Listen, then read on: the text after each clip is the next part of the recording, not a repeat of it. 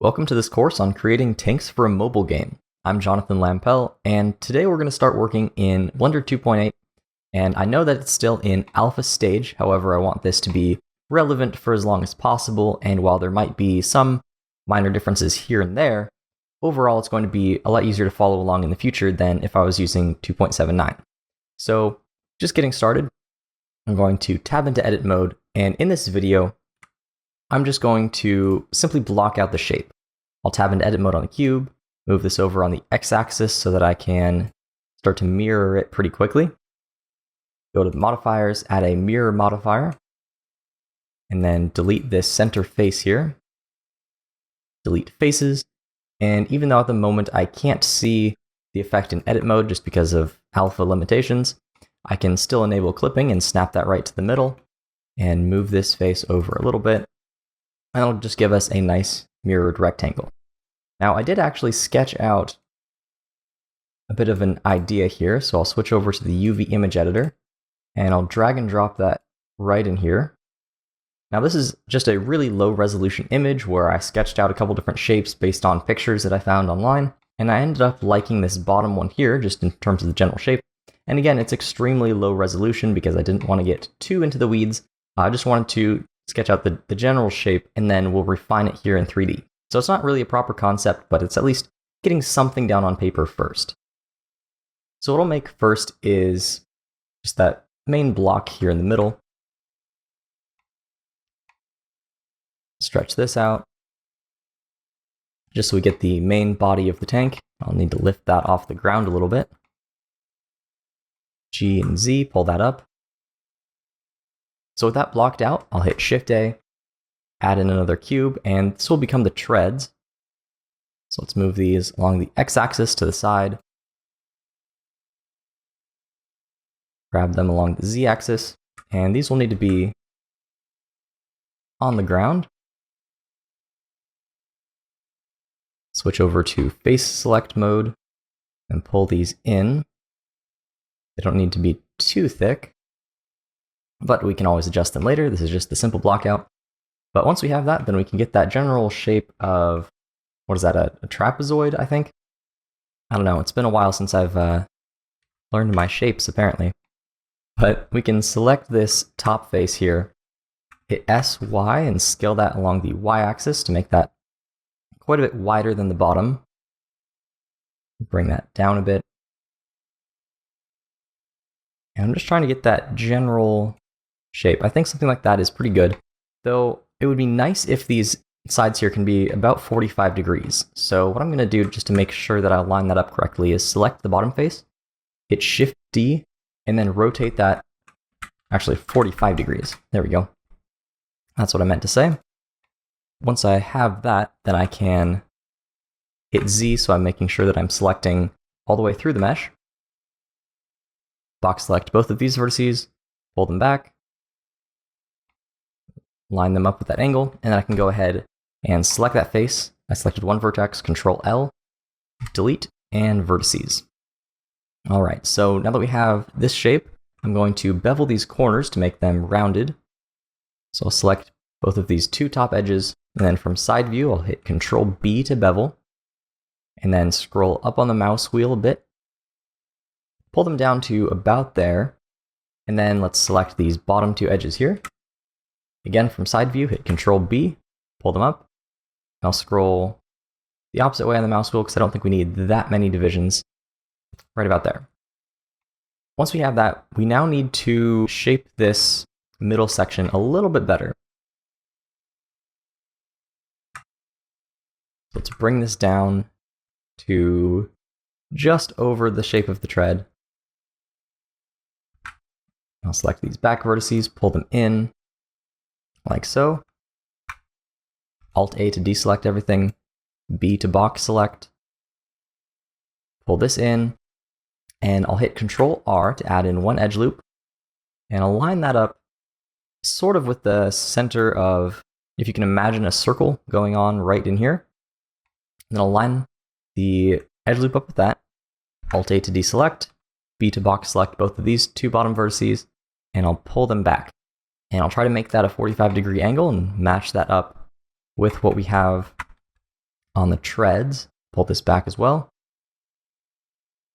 I don't think it needs to be exact, but we can kind of eyeball it.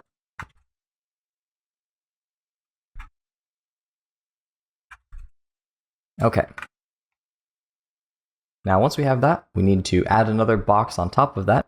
But instead of adding a new mesh, what I'm going to do is just hit Control R, add in another edge loop, pull this forward a bit, hit 3 to go into face select mode, hit E to extrude, and just pull that up one more time. So this will become the main body, and this would be a good time to now mirror our treads along to the other side. So I will add a modifier, mirror, and then select this eyedropper icon and select the cube object, just like that.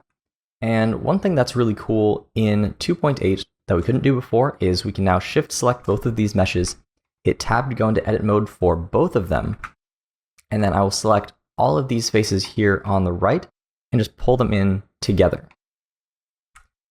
And that way we can modify the shape of both of them at the same time, see exactly how thick we need it to be. And of course we can always adjust this a little bit later. Don't want that poking through. Let's pull that back out.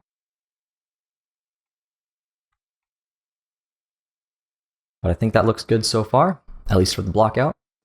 So now let's add another cube, and this will be the main part of the turret that rotates. Shift A, add in the cube, pull that up. And I'm actually going to cancel that. I scaled it down in object mode, but now I'm going to scale it down in edit mode instead, because scaling things in object mode will change how a few things operate. It'll change the dimensions, but it won't change, or it'll change the scale and the dimensions, whereas I want to keep the scale at 1, 1, 1. Now, one quick demonstration here. If I were to scale this down and then hit E to extrude, or S and then X to scale along the X-axis, you can see that the scale is not uniform here. And when I tab into edit mode and select one of these edges, when I hit Control B and bevel, you can see that it's definitely not a 45-degree angle. It has kind of skewed along the X-axis. However, if I hit Control A to apply scale, and now that's at 1, 1, 1, if I were to go into edit mode again and hit Control B to bevel, now it's at that 45-degree angle because the scale is applied. So it's a good thing to generally keep your meshes at that 1, 1, 1 scale, unless it's needed for something else. But for our purposes here, it will be helpful. So I'll just bring down the top of this cube here, about there, pull this forward, pull this backwards a bit, and I think this is a bit long, so I'll pull that back, pull this back as well. I'd like the top to be a little bit more squarish. Maybe I need to make it a bit taller in that case. That way the turret can be pretty big.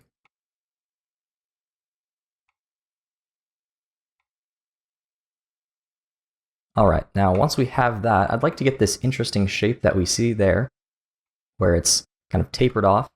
So what I will do is hit Control R, add an edge loop right in the middle there. Then I will select this top edge, like so, and then in side view, hit Control B and bevel it until the vertex right at the bottom meets that other vertex. You can kind of see it there. And once you go past it, it starts to squish and it's no longer a 45-degree angle. So I'll just go right up to there and no farther. Then I will select everything, hit Control V, and remove double vertices. You can see we removed 2 vertices here at the bottom. So now we get that taper. And the interesting thing about the bottom is I don't want it to cut straight back in the same way. I want it to still cut in that way as well. I want it to make a little triangle like so. So what I will do instead is I will bring this bottom face up to, well, I guess it's already kind of meeting that top face exactly, but just so that it's snapped precisely, I'll hit G, Z, and then hold Control. And looks like by default, snapping is set to increment. Let's switch it to vertex. Now when I hit G, Z, and hold Control, I can snap it to this vertex of this face. And then let's select vertices, select this vertex here, and I guess now would be a good time to add in our center line with Control R. Delete this left side, and now we can mirror this. Whoops, I should have deleted vertices. There we go. Add modifier and mirror. Let's turn on clipping for good measure. And once we do that, let's select this bottom vertex, hit Control B to bevel, but it won't do anything automatically, so I'll hit V, which will turn on vertex only, and that way it'll just bevel the vertex there. I'll bring that up until those two meet. Once I have that, then I can select both of these, hit Control V, remove double vertices. And see at the bottom, we removed one. I always double check that because sometimes if they're not exactly in the same spot, then they won't merge and you might have problems later on. So it's a good thing to keep an eye on. But with that, we have pretty much the main section up there. Now let's make the barrel. So Shift A, add in a cylinder, and I'll turn the vertex count down to 16 because 32 is a bit overkill. So I'll rotate this 90 degrees, tab into edit mode, move this up, scale it down. And I already talked to Jonathan Gonzales, and I know that the barrel needs to be a little bit oversized because it's going to shoot these really big, exaggerated bullets. And so we need to make sure that the size of the barrel can actually support that. And this looks like it indeed will. So let's bring this up so that it looks not necessarily centered, but at least balanced from front view. And then I'll hit 3 to go into face select mode. Hit E to extrude. Scale this down. And I have a few references, by the way, that I'm looking at on my right screen. And the reason I'm not showing them is because they're not Creative Commons license. And while it's for educational purposes, I'm sure nobody would care. I still want to be careful not showing other people's work. So one good thing is, of course, just look up pictures of real tanks and have those kind of on the side there.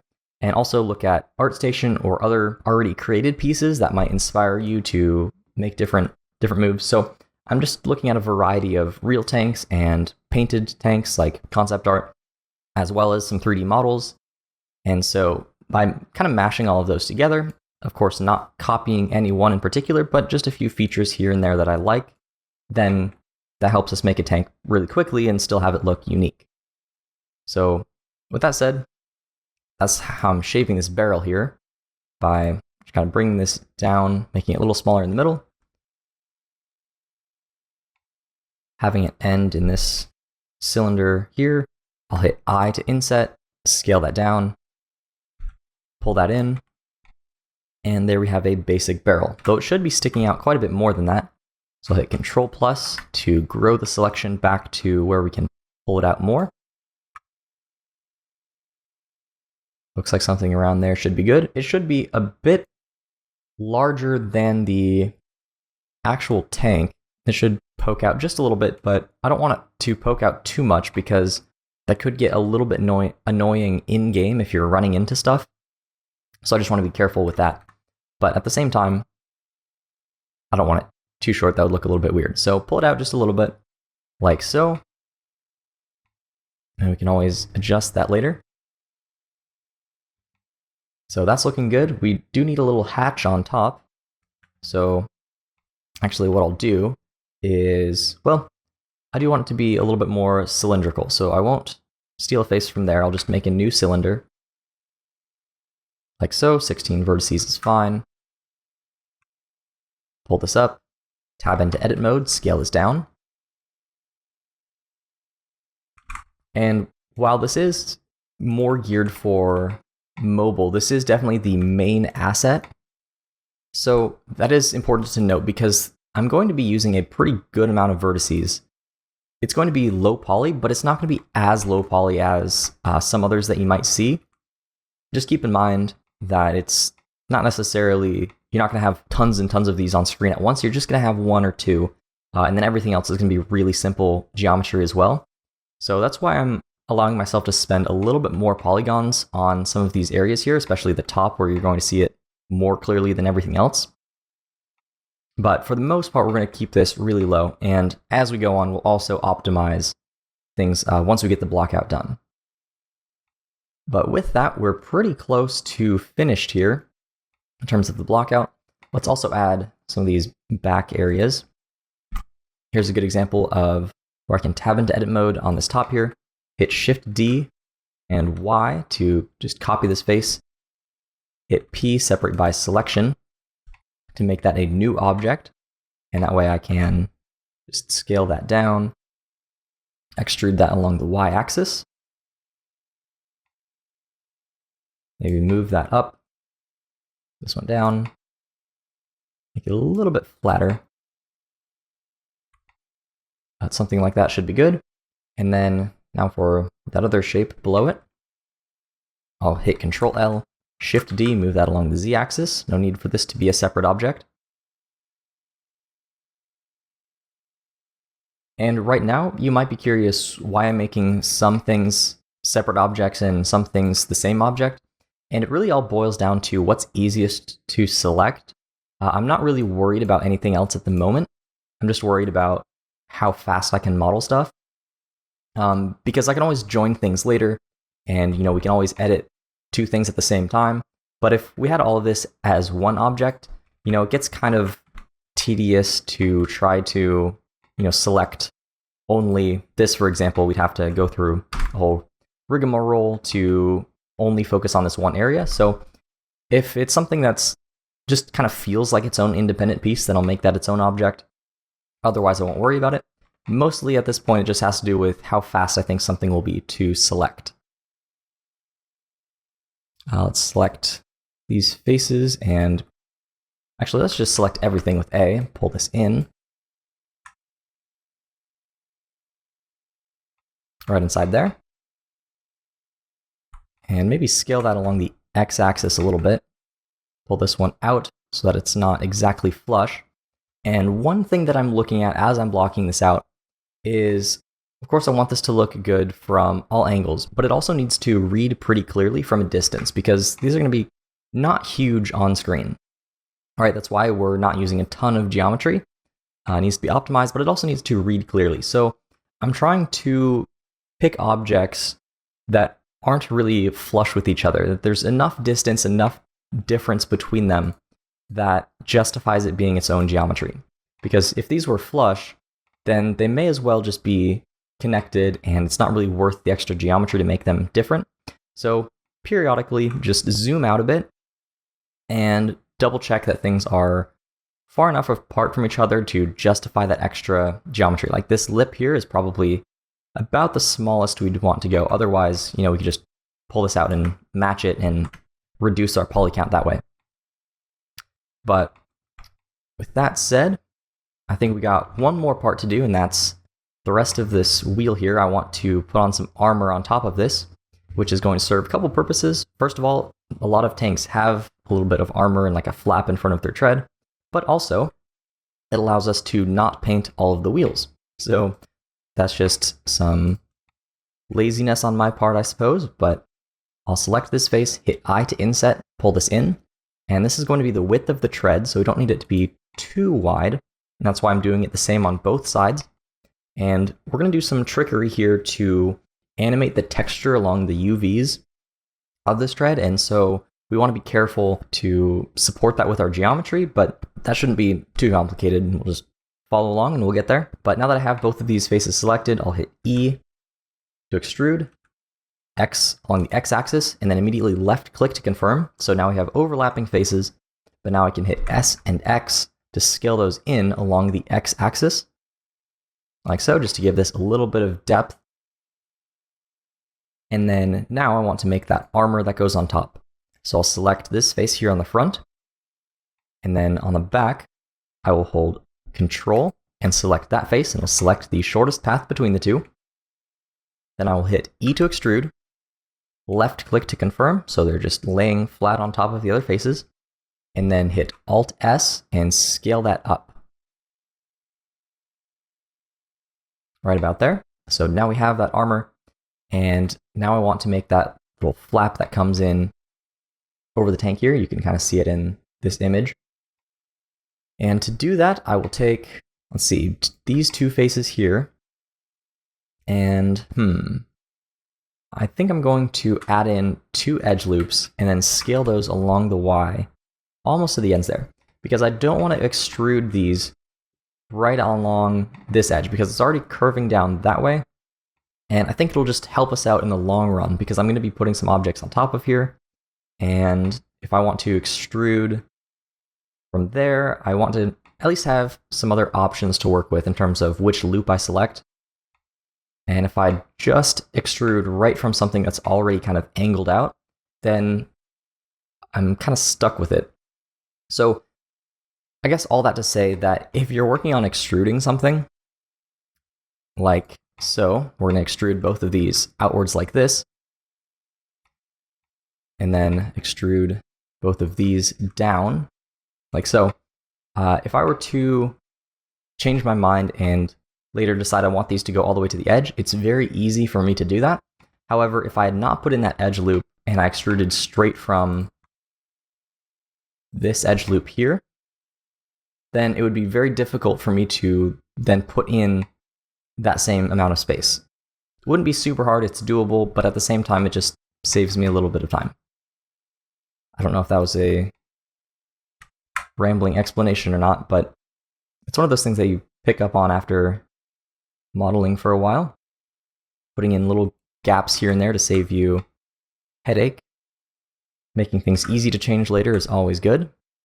So now I will pull these edges in, trying to match up the angle here, which was a 45-degree angle. Doesn't have to be exact. And I think I need to pull this down a little bit more. So let's select these. Pull them down to about there. Scale along the y-axis until we start to match that angle again. And that's looking good. All right. So once we have that, we just need to put a couple things on the side here, like little canisters or bags or just little storage things that they happen to have on the sides. So let's place our 3D cursor right here on the top. I don't know why it's not letting me do that. I'll just use the cursor tool. Shift A, add mesh and cube, tab into edit mode, scale that guy down. Pull this along the front. And the first one actually we can match up with the rest of the tank just to save a little bit of, yeah, I think that can save us a little bit of vertices. So this is where that edge loop comes in handy, where I can now add an edge loop here.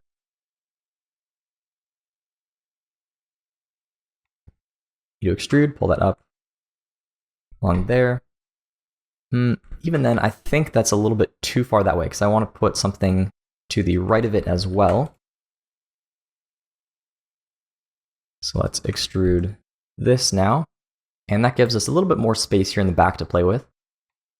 And don't worry about these somewhat messy edge loops. We can clean those up very easily later, so I'm just leaving them so that we can do them all at once in a bit. So we're just doing the general block out now. Don't have to worry too much about things. As long as they're easily changeable, that's all I'm worried about. All right, so this can be another box just kind of sitting here. Maybe a box of ammo or a med kit. And let's add one more of these boxes. So I'll Shift D, move this along the y-axis. It's fine if it's the same object because it's very easy to select between the two. Put that about there. And I'll call this good for the block out. We can add in a few more details, but for now I think this is fine. I will mirror this object as well. Add modifier, mirror, and then use the little dropper tool. Select the main tank. And there we go. So here we have the basic block out, and then in the next video we'll go ahead and refine this a little bit farther.